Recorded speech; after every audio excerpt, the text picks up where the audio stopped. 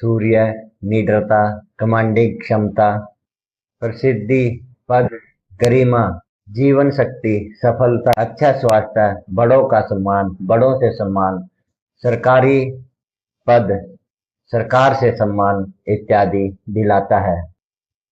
कमजोर सूर्य क्या क्या देता है? कमजोर सूर्य वाले लोग घमंडी, लालची और अपनी शक्तियों का दुरुपयोग करने वाले होते हैं।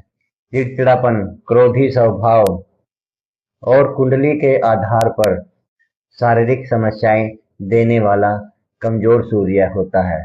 सूर्य अच्छा होने पर क्या व्यवसाय मिलता है? क्या पद प्रतिष्ठा मिलती है? सूर्य अच्छा होने पर क्या पद मिलता है? क्या व्यवसाय कर सकता है? सूर्य अच्छा होने पर क्या व्यवसाय देता है?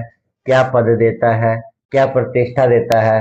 और क्या सरकारी नौकरी देता है? सूर्य अच्छा होने पर प्रशासक, राजनेता, सरकारी पद, जोहरी, चिकित्सा से संबंधित व्यवसाय, अर्थशास्त्री, मजिस्ट्रेट, वन विभाग अधिकारी इत्यादि बनाता है। अब बात ये आती है कि क्या महिलाओं को सूर्य को जल देना चाहिए? देखिए, सूर्य अग्नि तत्व है और जब महिलाएं सूर्य को जल देती है तो उनका अग्नि तत्व और बढ़ जाता है, जो कि महिलाओं के अंदर ईगो पैदा कर देता है, जो कहीं ना कहीं वैवाहिक जीवन पर बुरा प्रभाव डालता है।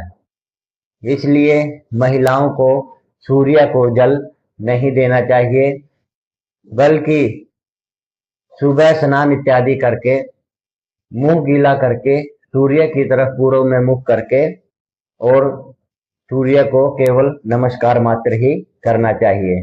जिसकी कुंडली में सूर्य कमजोर होता है उसको किसी अच्छे विद्वान या पंडित जी से नवग्रह शांति करा लेनी चाहिए।